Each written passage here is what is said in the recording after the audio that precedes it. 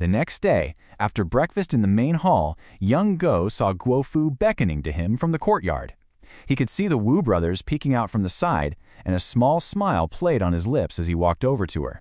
She asked if he was looking for her, then smiled and said yes, she wanted him to walk with her, to ask what he'd been doing all these years.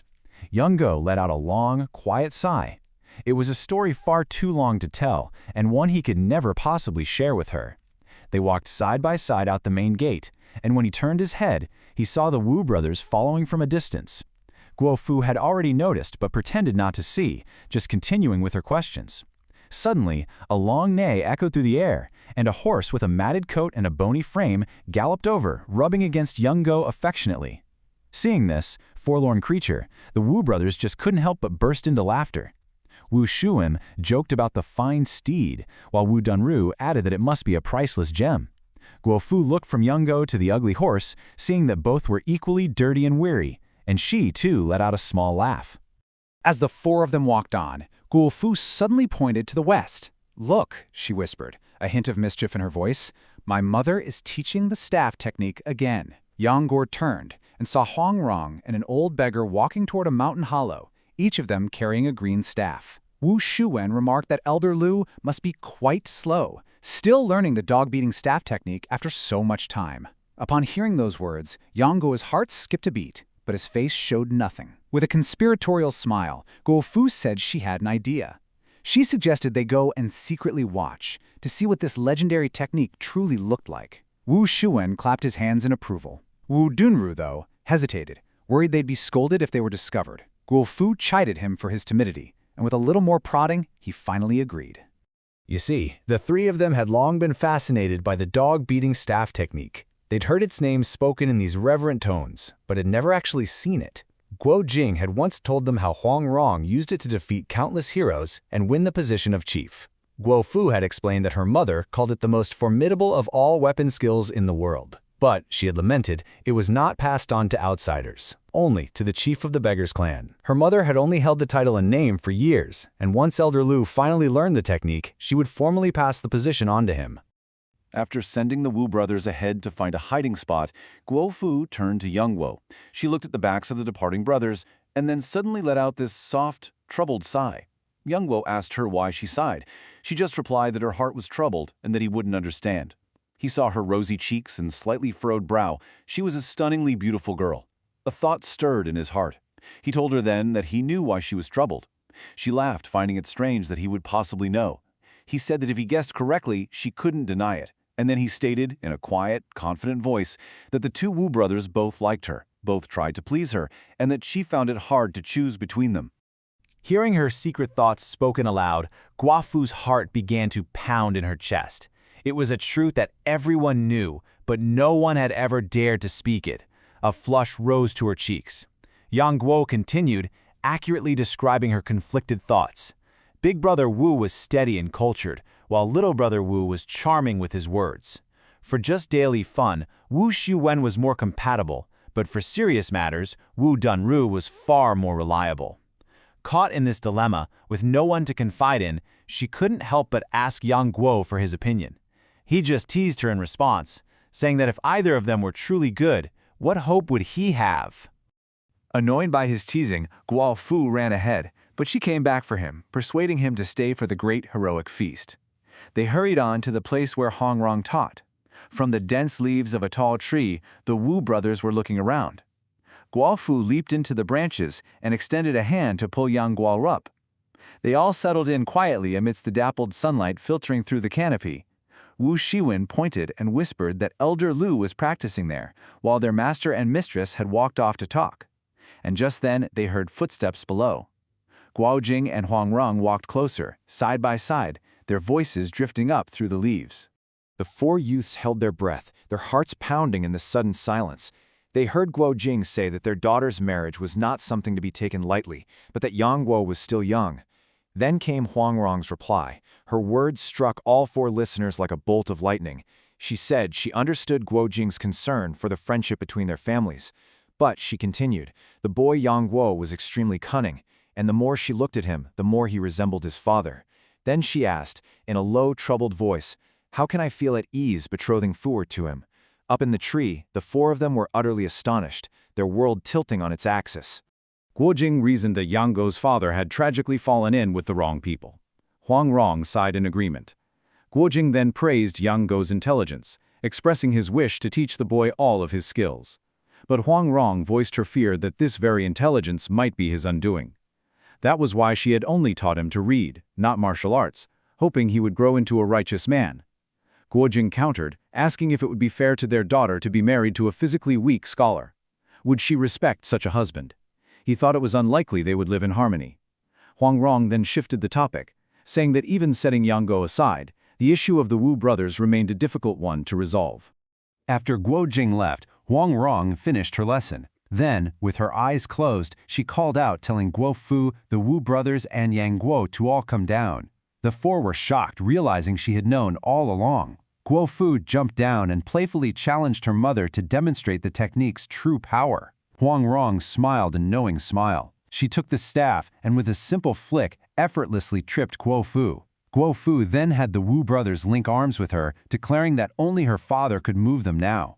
Huang Rong simply swept the staff towards their faces. As they leaned back, she reversed the motion and swept their feet right out from under them. All three tumbled to the ground. She then explained, her voice calm and wise, that martial arts are 9 parts deception and only 1 part raw power. After sending the others away, Huang Rong asked Yang Guo to stay.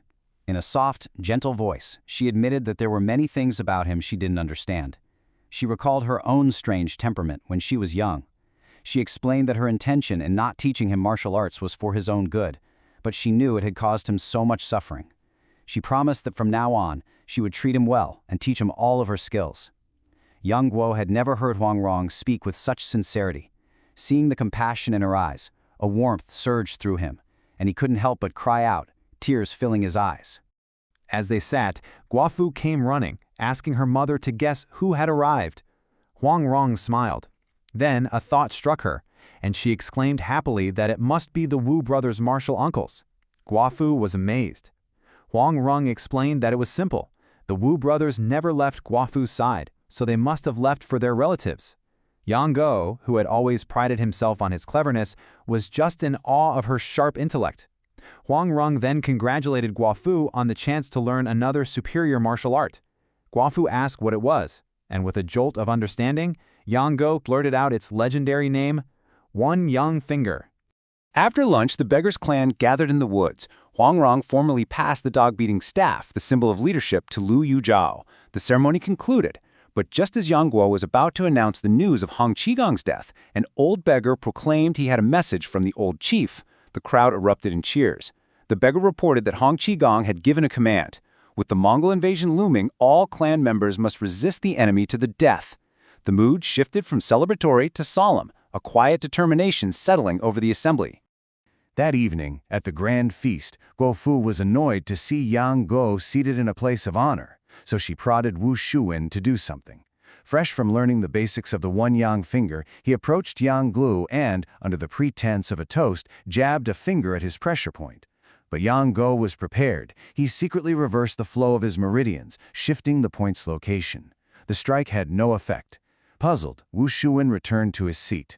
His older brother, thinking it was a failure of technique, decided to try himself. But this time, Yang Guo simply lowered a large piece of beef he was holding, blocking the point. Wu Dunru's finger plunged into the meat, leaving him standing there awkwardly holding a dripping piece of beef as a wave of quiet laughter rippled through the hall. Just as the awkward moment passed, 4 Taoists hurried in, warning of enemies approaching. Before anyone could react, the sound of horns blew from outside. The doors opened, and dozens of figures stood silhouetted at the entrance. The hall fell silent. Standing between the Mongolian prince Huodu and the monk Dalba was a tall, thin monk in a red robe, his forehead slightly sunken. Huodu announced him loudly. This was his master, revered as Jinlun Guashi, the Golden Wheel imperial tutor, first protector of the Mongol state. An ominous chill filled the air. After a few rounds of wine, Huodu stood. He proposed that, with so many heroes gathered, they should elect a leader for the martial world. An old hero replied that they had already chosen Hong Qigong. Huodu sneered, claiming that Hong Qigong was long dead, and that it was foolish to elect a ghost. He then declared that even if Hong Qigong were present, his skill could not compare to that of his master. He proclaimed that there was no one else in the world worthy of the title of martial arts leader besides the Golden Wheel Imperial Tutor. The heroes of the Central Plains now understood. They all turned to Wang Rong. She knew a fight was inevitable. She spoke with a clear, calm voice, acknowledging that while Hong Qigong was not present, both he and Jinlun Guoxi had disciples. She then made her clever proposal. Let the disciples of both houses compete on behalf of their masters. The crowd roared in approval, knowing that Guo Jing, Hong Qigong's disciple, was a formidable martial artist. Victory seemed certain. Huo Du, however, sidestepped to duel with Guo Jing by specifically challenging the one skill he didn't know, the dog-beating staff technique. This forced the newly appointed chief, Liu Yujiao, to step forward. Liu Yujiao's skill was refined, but he had only just begun to learn the staff technique. He faced Huo Du, whose fan became a deadly weapon. The marvelous technique initially gave Liu Yujiao an advantage, but his lack of mastery soon showed. Huo Du saw an opening, seized the staff, and struck Liu Yujiao with a powerful palm, followed by a sweep that broke his ankle. He fell, defeated, and gravely injured. Huo Du held a sacred green staff aloft, gloating that it was nothing special. He placed his hands on either end, intending to snap it in two. Suddenly, a green shadow flickered. A beautiful woman stood before him. It was Huang Rong. Before Huo Du could even react, she fainted and in a single fluid motion had gracefully taken the bamboo staff from his grasp. This move, known as snatching the staff from the mastiff's mouth, was one of the highest skills in the technique, and its flawless execution stunned the entire assembly into a silent awe. Huo Du, flustered, proposed a formal contest of 3 matches. Huang Rong conferred with the others. Then she whispered that she had a surefire way to win. She reminded them of the famous strategy of Sun Bin, who won a horse race by pitting his inferior horse against the king's superior horse, his superior against their middle, and his middle against their inferior. By sacrificing one race, he won the other 2. Huang Rong proposed the same.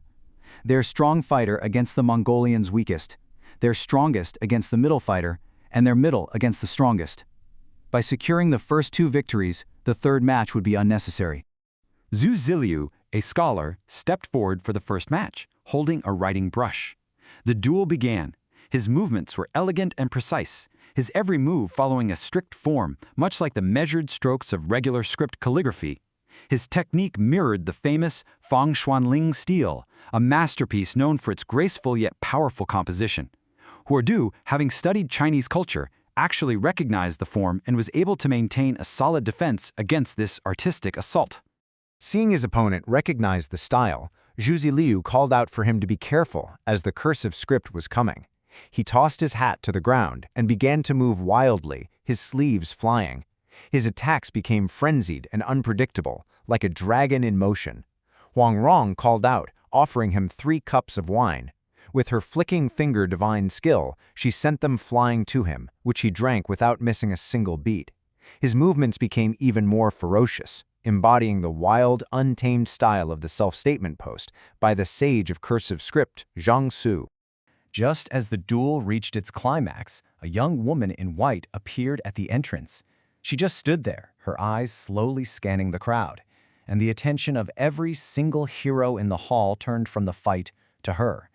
Her face was pale, as if she were ill, giving her an elegant and otherworldly beauty. The phrase, beautiful as a celestial fairy, is often used to describe a woman, but upon seeing this young woman, that very phrase sprang into everyone's mind. She seemed to be enveloped in a light mist, appearing both real and illusory, someone not of this mortal world. The moment Yang Guo saw her, it felt as if a great iron hammer had struck his chest. Overcome with ecstatic joy, he leaped from the corner of the room, ran to her, and embraced her tightly, his voice thick with emotion as he cried out, "Goo-goo! Goo-goo!" This young woman was, of course, Xiaolongnu. She told him that she had finally found him. Tears streamed down his face as he choked out the words, asking if she would ever leave him again. She just shook her head. He declared that wherever she went, he would follow, that he would rather die than be separated from her again. She was overjoyed.